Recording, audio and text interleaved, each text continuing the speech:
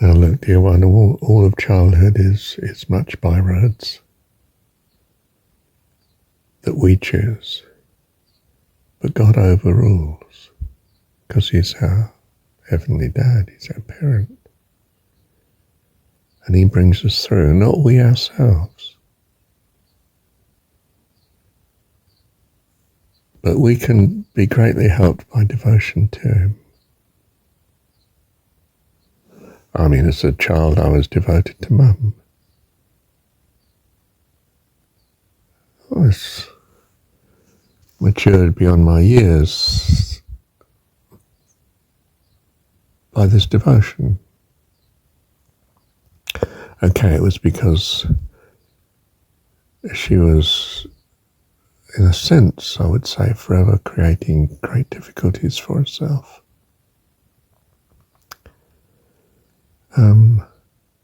But she loved me, and that's what counted, and did everything she could to make my future better, as I saw it, and still do. It was the way to go. And yes, it did mature me before my time, and the stresses were great, but what a blessing. And the difficulty of my dad and their relationship together, Mum and Dad, and being frightened to Dad as regards the relationship, or as regards Mum's welfare.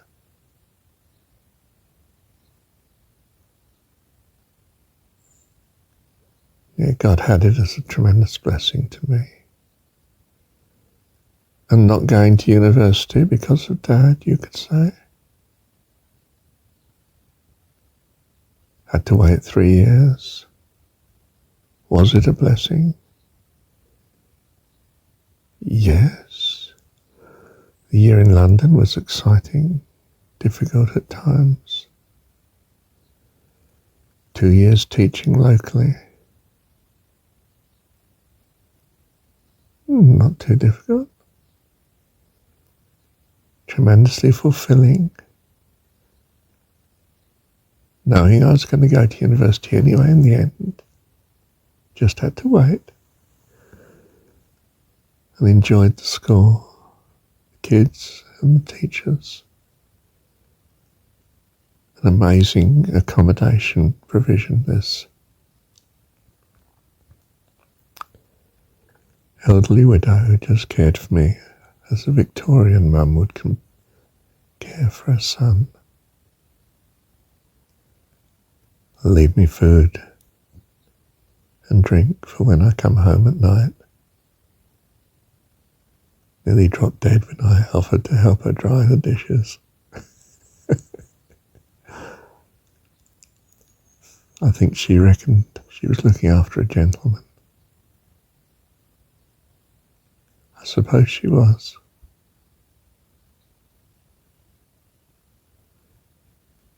By the grace of God. You see, it's God that loves you and provides for your dear one. It's not of your own achievements. I earnestly follow some of the practices of Paramhansa and other things too. Diet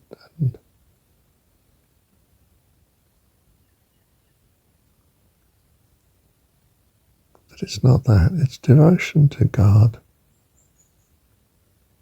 It's not that does it. God does it. It's that devotion to Him as a consequence of His kindness and provision. What else could one be? Owe it to Him? I don't mean that. I mean it's our spontaneous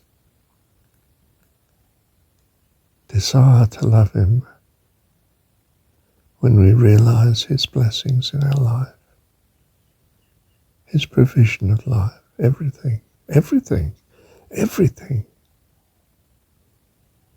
How could we not love Him?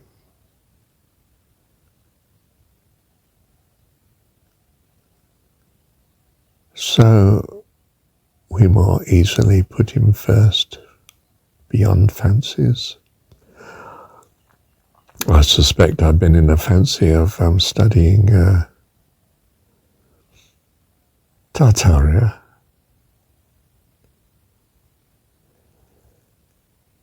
Don't get me wrong, he may turn such interest to blessing.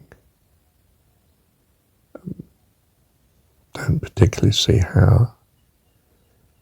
If I understood all history, would that mean I loved God? I don't think so. It's seeing his hand in history that might give me encouragement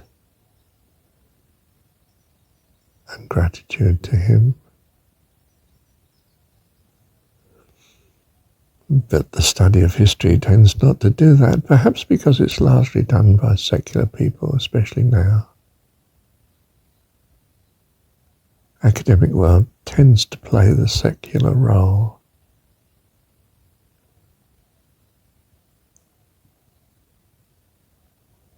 Yeah. There are bastions, of secularity. The academic field is one of them.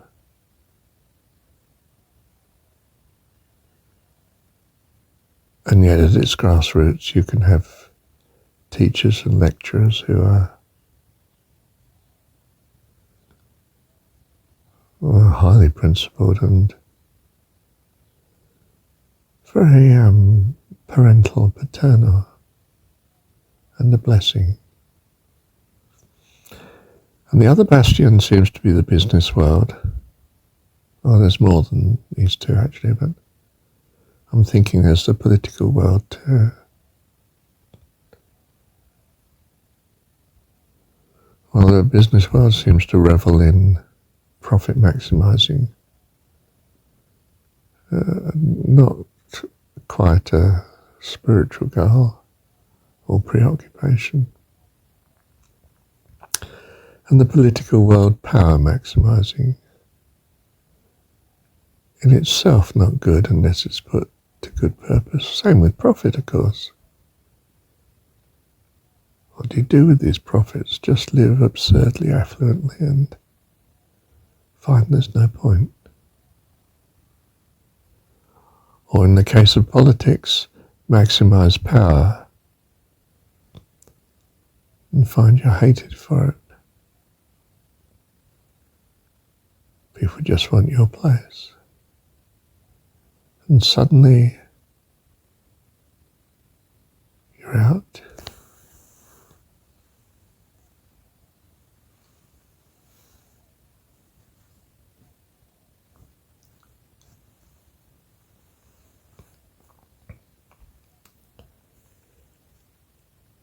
Yeah.